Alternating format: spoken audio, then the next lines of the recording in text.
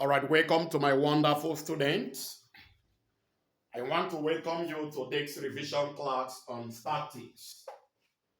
I'm going to be taking only 15 minutes to summarize or 20 minutes to summarize everything concerning statics. All right, what is statics? You must say this in exam. They must ask you what is statics. Statics is a branch of mechanics that deals with bodies at rest or forces in equilibrium. So anytime you want to talk about the aspect of mechanics that dates with the body's at rest and some of the forces that is acting on that particular body, you know that we are discussing statics. That is what we call statics. So if I have a body at this particular position and this body is at this particular point, and I want to study the type of forces that is acting on this body when the body is at equilibrium, the aspect of mechanics is called what? It is called statics.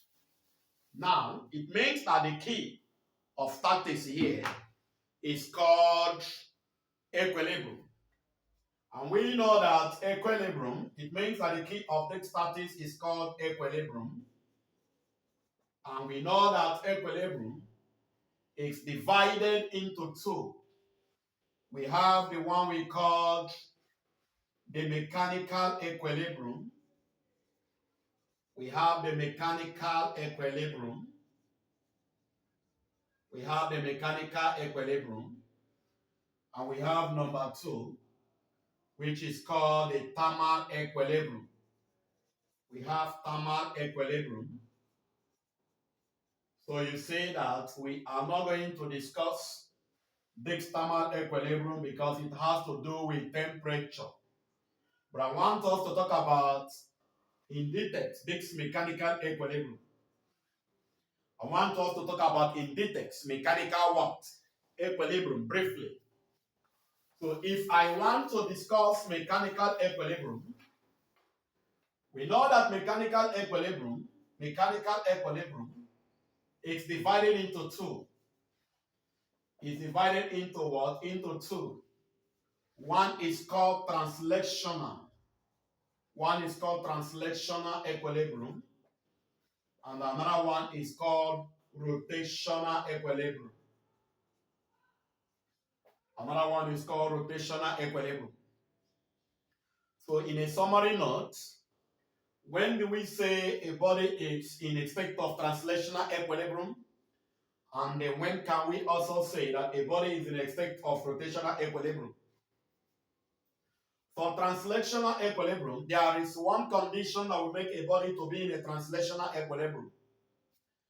And that condition is that when the vector sum of all the external forces acting on a body is equal to zero, when the vector sum of all the external forces acting on a body is equal to zero, such body is said to be in a translational equilibrium. Which means that under this translational equilibrium, we have that the summation of the forces, the vector sum of the forces here is equal to what? When it is equal to zero. This means that the vector sum of the external forces here is equal to zero, and the body is said to be in a translational equilibrium. So you must know the condition for a body to be in a translational equilibrium, because they will ask you this.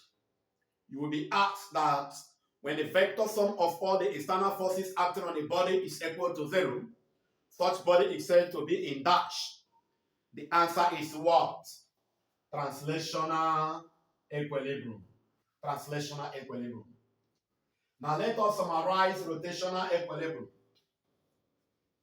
When do we say a body is said to be in a state of rotational equilibrium? A body is said to be in a state of rotational equilibrium when the vector sum of all the external torque, this is spread as torque, when the vector sum of all the external torque at any given point acting on a body is equal to zero, such body is said to be in a state of what? Rotational equilibrium. which means that the mathematical expression for rotational equilibrium is summation of tau. This is summation of tau, which is now equal to what? Equal to 0. So you must know these two conditions for mechanical equilibrium. So when a body maintains this translational equilibrium and it also maintains this rotational equilibrium at the same time, we will conclude that the body is said to be in a state of mechanical equilibrium, which means that there are two conditions for a body to be in a state of mechanical what? Equilibrium. One condition is that the vector sum of all the external forces must be equal to 0. And the second condition is that the vector sum of all the external tau also must also be equal to what? 0. So these are the two conditions for mechanical equilibrium. This one is for what? This one is for translational. And next one is for what? For rotational equilibrium. So you must know these two conditions as long as you are writing this exam.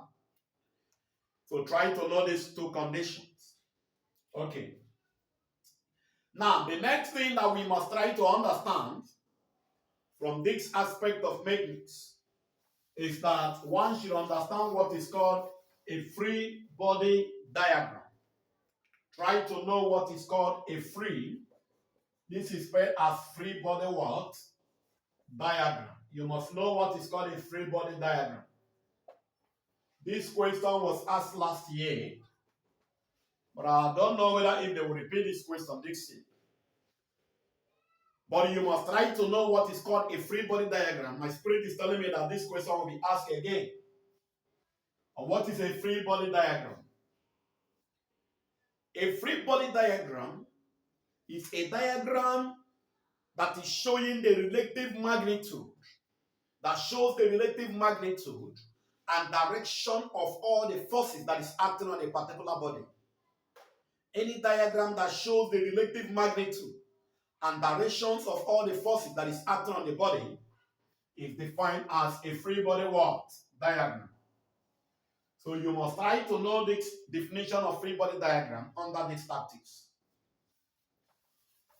For instance, if I have a body of mass m and some of the forces that is acting on this body are forces F1, I have another force and I have this one to be F2 and I have this one to be equal to F3.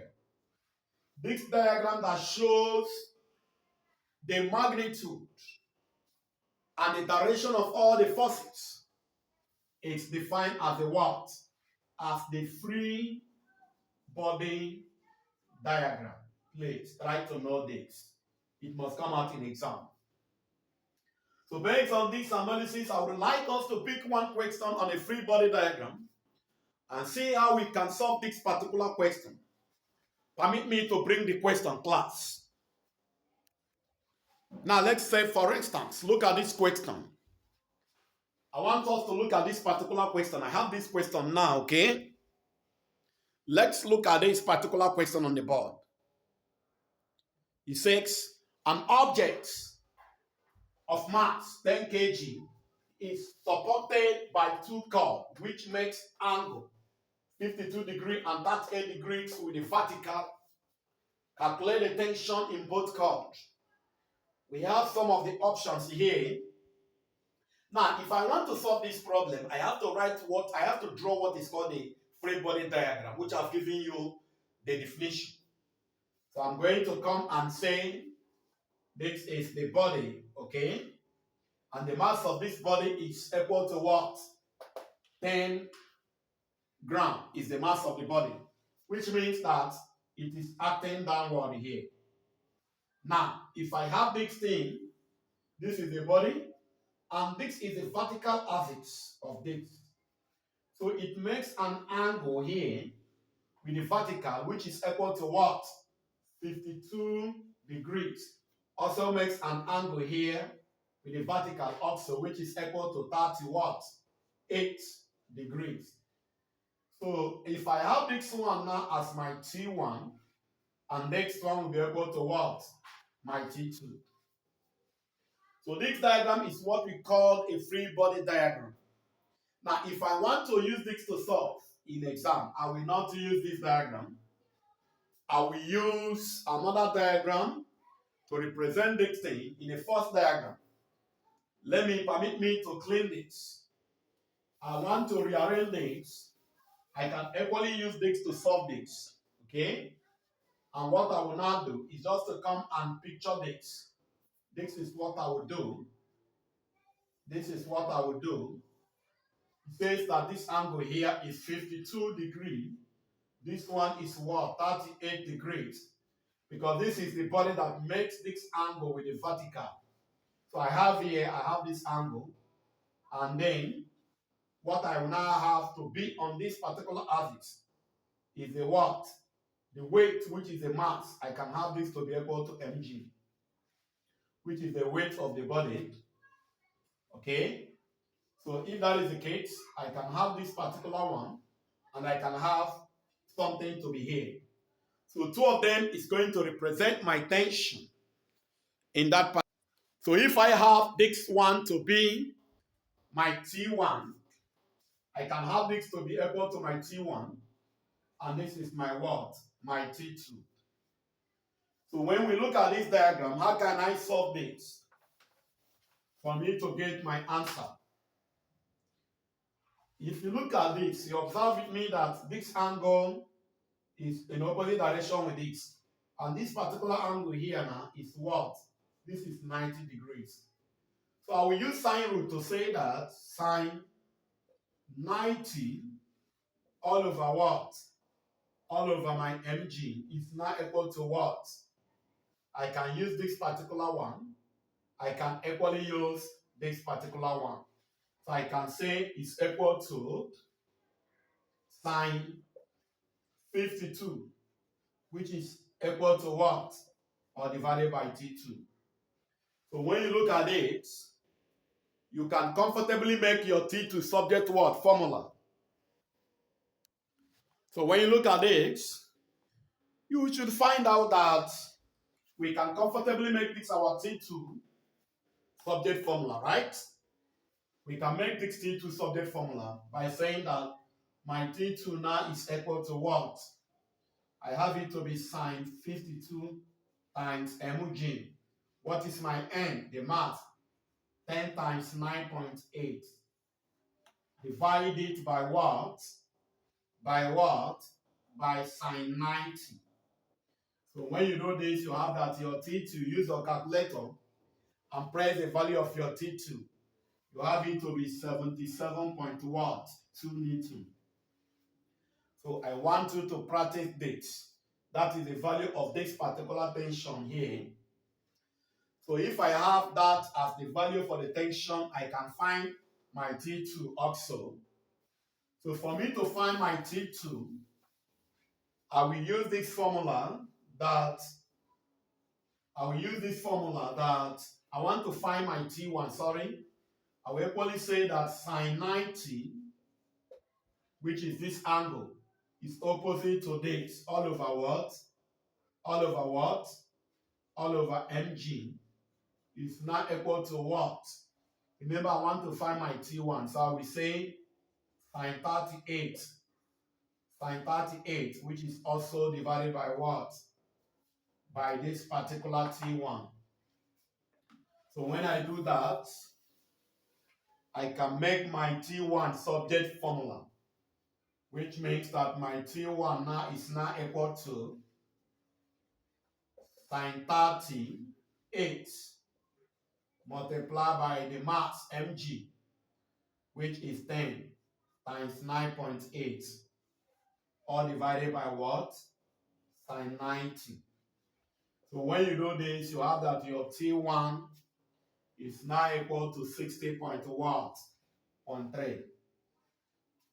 So when you go to the option, you find out that my answer is that the tensions is just 77.2 and the what? 60 point what? 60.3 Newton. So this is what I have as the final answer. So I would like you to just follow me to questions and answers on our Telegram channel or in our WhatsApp group. I'm going to be releasing like about 50 questions on statics under this particular section from what I have just explained. Thank you and God bless you. Let's get the second video ready. Thank you.